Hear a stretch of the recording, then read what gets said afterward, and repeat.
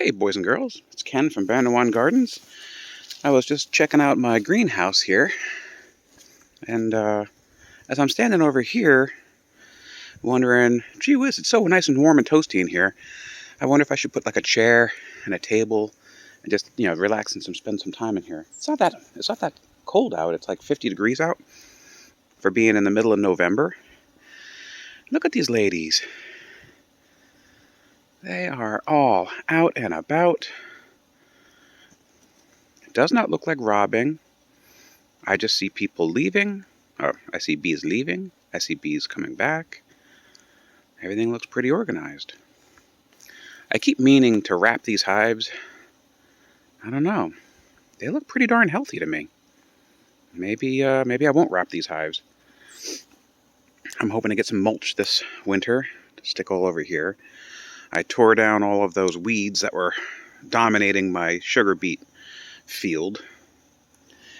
This is what the sunchokes look like when they're all died back.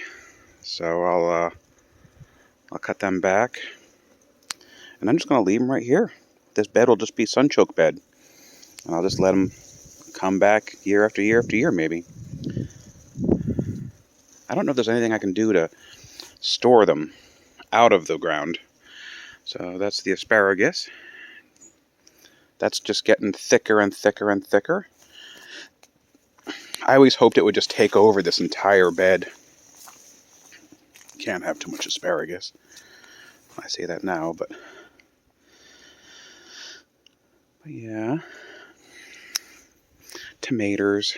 It's always sad with a dead garden, but then there's the hope of renewal that in the springtime the rhubarb will come back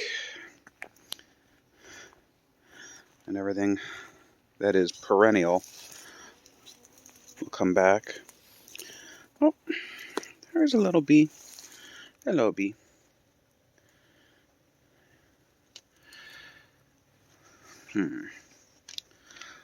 Let's see here. Get my glasses on. Hopefully you're not going to be very aggressive. Is that a mite on your back? I think that's a mite on your back. Oh well. Time for mite treatment has passed. When I did a mite check, I found 0.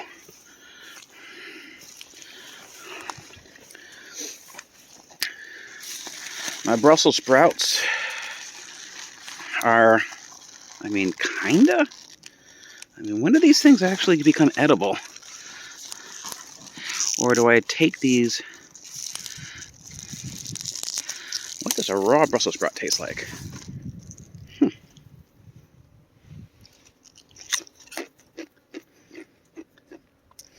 Pretty darn good. I don't mind it at all.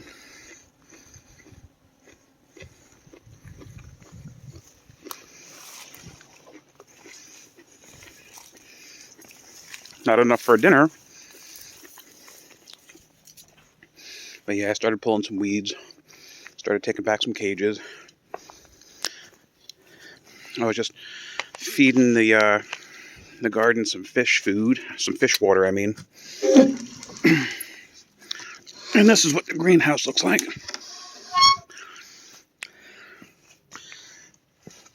Remember, it's middle of November.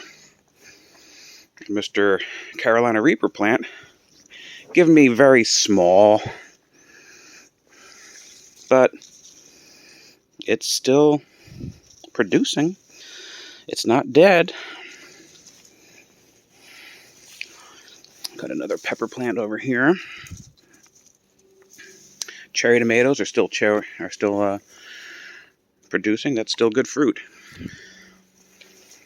This is the bed of the kale and Swiss chard.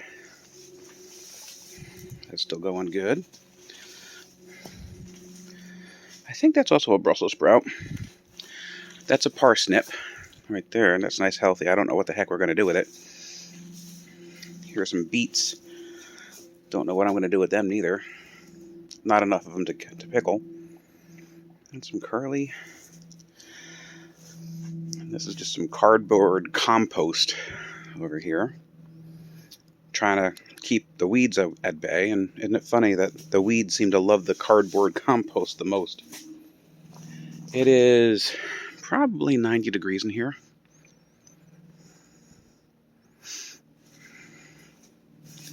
So, that's what the garden looks like mid-November. Vandewan Gardens. Yeah, I remember when I tried to hang a door here. Shout out to the folks down the road who left me this beautiful glass door on their front porch, or on the front yard. But when you see, it's got rollers on the bottom. You don't see how I was never going to get a door in here. Look at how crooked that is. The only solution that would have worked with my slipshod construction technique would have been a slider like this. So I taped that thing shut so that way it wouldn't keep on flapping and letting go of the hottest air. Oh, that's right. My trail cam got knocked over again. Who keeps on knocking down my trail cam? Oh well. It was sitting here on this barrel, protected by that piece of wood, I thought. And, any mushrooms peeking out? Not really.